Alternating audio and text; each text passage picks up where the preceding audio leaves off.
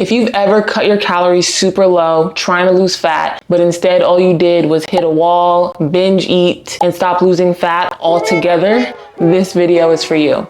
What's up, guys? Welcome back to another episode of Fit Girl Talks. If you're new here, my name is Coach Lily, and this is a weekly podcast style video that I do about important topics in women's fitness. I've been a fitness coach for 5 years, and I've coached hundreds and hundreds of women. I specialize in coaching busy, career-driven women that are trying to lose fat and also tone up or build muscle. So if that sounds like you, please make sure to stick around, subscribe. I'll be covering lots of important topics on a week-to-week basis, and I would love to have you here with me. So today we're covering why eating less isn't helping you lose fat. I'm going to be covering the science behind under eating and how it actually damages your metabolism. I'm going to be covering the common mistakes that women make in doing this, or sometimes you guys don't even know you're doing this. And I'm also going to be covering what to do instead. All right, so let's get into the common mistakes, okay? So first and foremost, having coached, like I said, hundreds of women and seeing this same cycle of under eating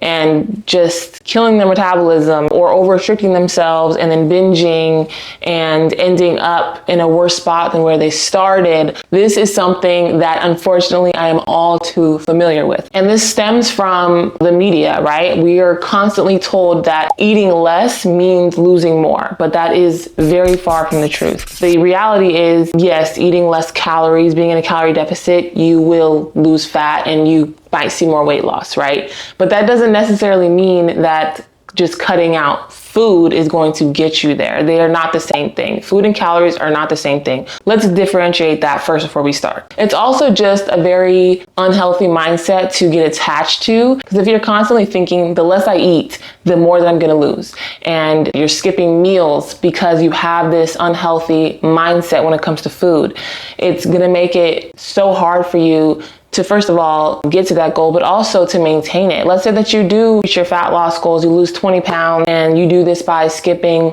1 to 2 meals a day, okay? Then when you reach that goal, are you gonna just continue skipping those meals, or are you gonna go back to what you were doing before, right? You're most likely gonna regain any of the fat that you lost, and it's probably not gonna be all fat loss anyways. You're probably gonna lose some muscle mass if you do an extreme cut of meals or calories like that. So I really want to get away from the eat less, lose more mindset, 100%.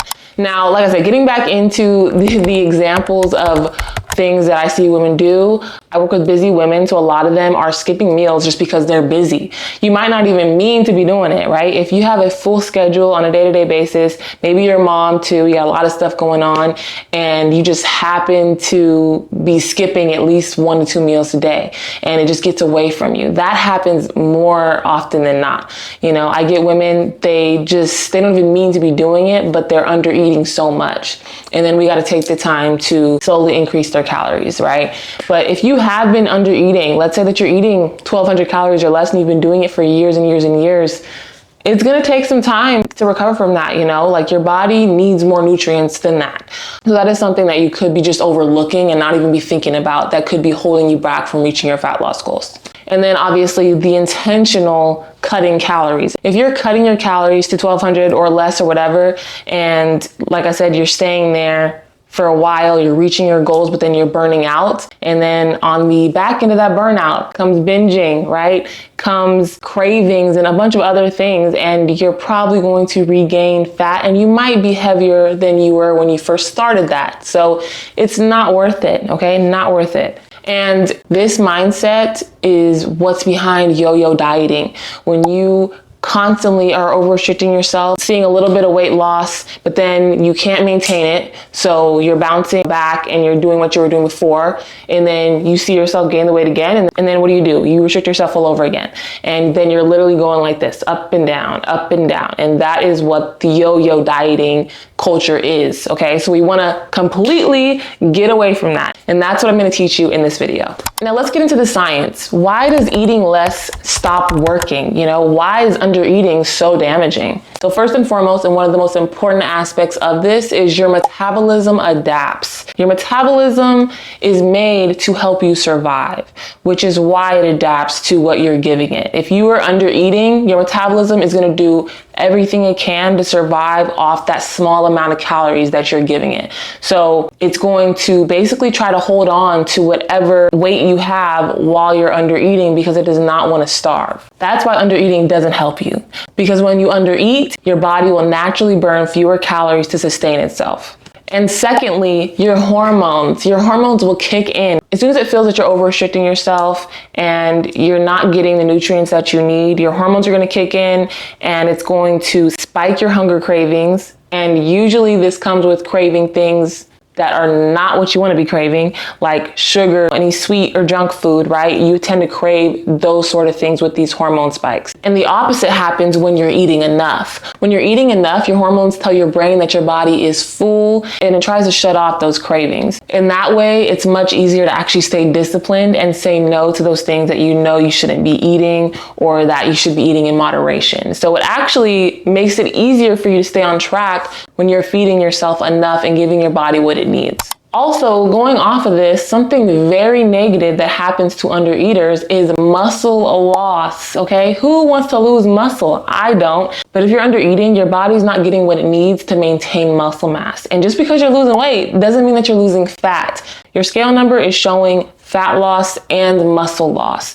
And you have no idea how much muscle you're actually losing unless you're tracking it. So don't look at the number on the scale and think that all weight loss is good, because it's not. Especially if you're eating too little and you're also doing an excessive amount of cardio, you are definitely losing muscle mass. And lastly is your energy and your consistency are going to drop. Where do you guys think energy comes from, right? Food. Food is our body's main source of energy. If you're not feeding yourself enough, you're gonna feel low energy. This is gonna affect the way you show up for your workouts, meaning that your workouts are gonna be less effective. So you're not gonna be getting the results from your workouts that you want. You're not gonna be building muscle and getting that toned look that you're going for. And all of these things are going to lead to less calorie burn, which means stalled progress and less fat loss. I want you guys to think of trying to run a marathon or work out 5 times a week being an undereater as the same as using your phone on 1% day after day. Pushing it, trying to get the most out of a 1% battery, but it's not gonna last, right? That sounds dumb, but you're doing that to yourself day after day. You gotta think of it like that. All right, so let's finish off with what to do instead. You've made it this far in the video, you've realized you might be a chronic undereater, or maybe you have been intentionally over-restricting yourself and you wanna do better. So let's do better. You need to eat enough to fuel fat loss. So what does that look like? So I'm gonna use myself as an example. I'm actually on a cut right now, so I'm trying to lose fat, but I'm actually trying to lose 10 pounds in 6 weeks. We are on week 4. If you're interested in actually watching me on my journey, I'm gonna put the link to my vlog series right here. I would love for you guys to watch and support. But the point is, I personally am 5'9", okay? I am sitting now at like 184 pounds. My maintenance calories, meaning the calories for me to maintain my weight, are around 2,500. So when I started my cut, I cut by 500 calories to 2,000 calories. That was my goal to lose fat, believe it or not. A lot of you guys hearing that number probably think that's insane, okay? But we gotta remember though, I am a pretty tall woman. You know, I'm like 180 pounds. So everybody is gonna have different maintenance calories depending on your weight, your activity level, all those things, right? And obviously, if you've been under eating, your metabolism is gonna be a little bit slower. So you gotta work your way up to that, okay? But the point is, you should be starting with a moderate deficit. If you find out that your maintenance calories are 2,000, okay? If you've never done a true cut and you know you're an undereater, I would start at a very moderate cut where you're doing like minus 250 calories from whatever your maintenance are. So like 1750 might be where you start, right? 1750 calories. And then you stay there and you see yourself moderately lose fat. But also doing it slower is better because it's a lot more likely to be fat loss and not muscle loss when you do it gradually. So I would stay between the 250 and 500 calorie range to be smart and cut the right way and aim for fat loss. And secondly, you should be focusing on protein and strength training. If you want to mainly lose fat and avoid losing muscle, These are very important, okay? You want to keep your protein intake high. This will help you maintain as much muscle as possible during your fat loss phase. And you also want to be strength training to send that muscle building signal to your body and let it know, like, hey, I still need this muscle. Like, don't just drop it or cut it out, right? We need that muscle still. And that will help you see that tone look that you're going for. That way, when you're losing the fat, you'll start to see definition and you won't just be skinny, right? So you really want to make sure that you're aiming for at least, I would say, 0.75 to 1 gram per pound of whatever your goal body weight is when it comes to protein.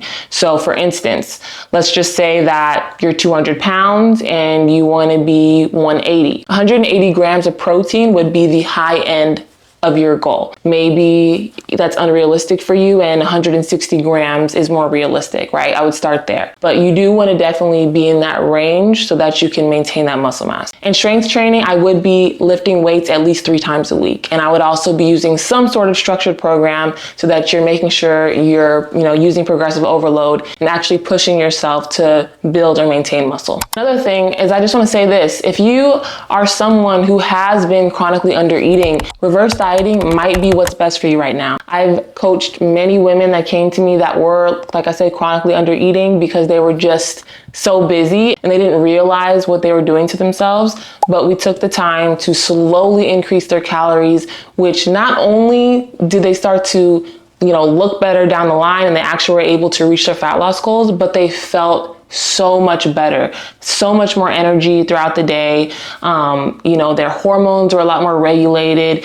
You got to understand that under eating affects more than just how you look. It affects how you show up for yourself day after day. It affects how your work day goes and the energy levels that you have at work, right? So it's very important that you guys take the time to repair your metabolism if you need to. So I can do a whole other video on reverse dieting, but basically the gist of it is slowly increasing your calories over time. So if you know that that's you, I would just start tracking your food right now, figure out what your current calorie intake is, and then I would set a goal to just increase your calories by maybe 100 or so every few weeks and just do it gradually, okay? But the goal would be to at some point hit what your maintenance calories should be. And that way you can get yourself to a healthy place before actually putting yourself into a calorie deficit to lose fat. Because I'm gonna tell you now, a deficit's not going to work for you if you've been under eating forever and ever, right? Because your metabolism has already adapted to what you're giving in, how you're eating right now. So nothing's going to happen cutting calories. And I also don't want you guys cutting your calories from 1,200. If you're literally eating 1,200 calories every day, that's just unhealthy, right? We got to go up. We can't go down at that point. And lastly, when it comes to what to do instead, I want you guys to be realistic, focus on balance. You should still be enjoying life, right? Being on a fat loss journey doesn't mean you have to say no to going to brunch with your girlfriends on the weekend. Like, you can still do those things. You can still go to Starbucks, right? I've been to Starbucks every week during my cut, like at least once or twice a week, and I'm still hitting my macros and my calorie goals.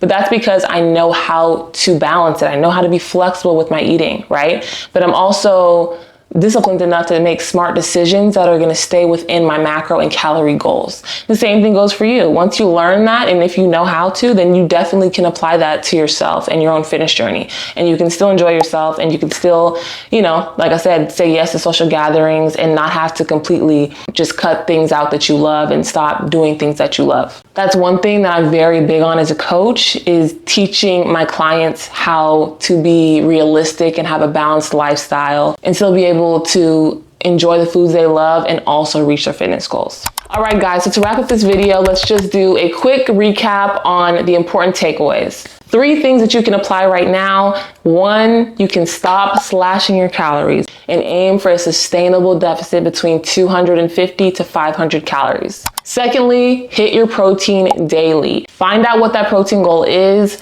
write it down, find a way to track it, whether that's MyFitnessPal or another tracking app, and make sure that you're doing that, and that'll make a huge difference on what your fat loss results look like like and how much muscle mass you maintain. And number 3, strength train at least 3 to 4 times a week, okay? And also focus on steps over cardio.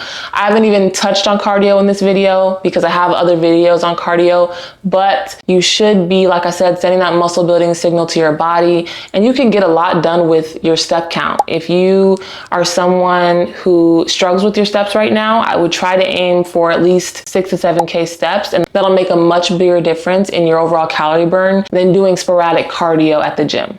So I'm gonna leave you guys with this. Eating less is not always the answer, but eating smart is.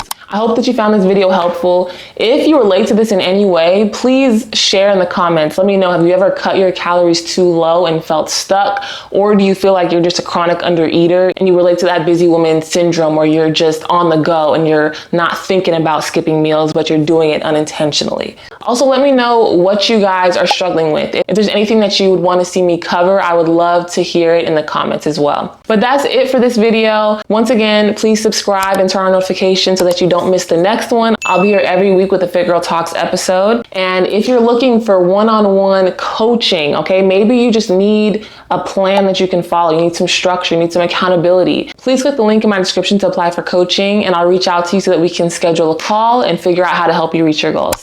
As always, thank you guys for watching, and I'll see you in the next one.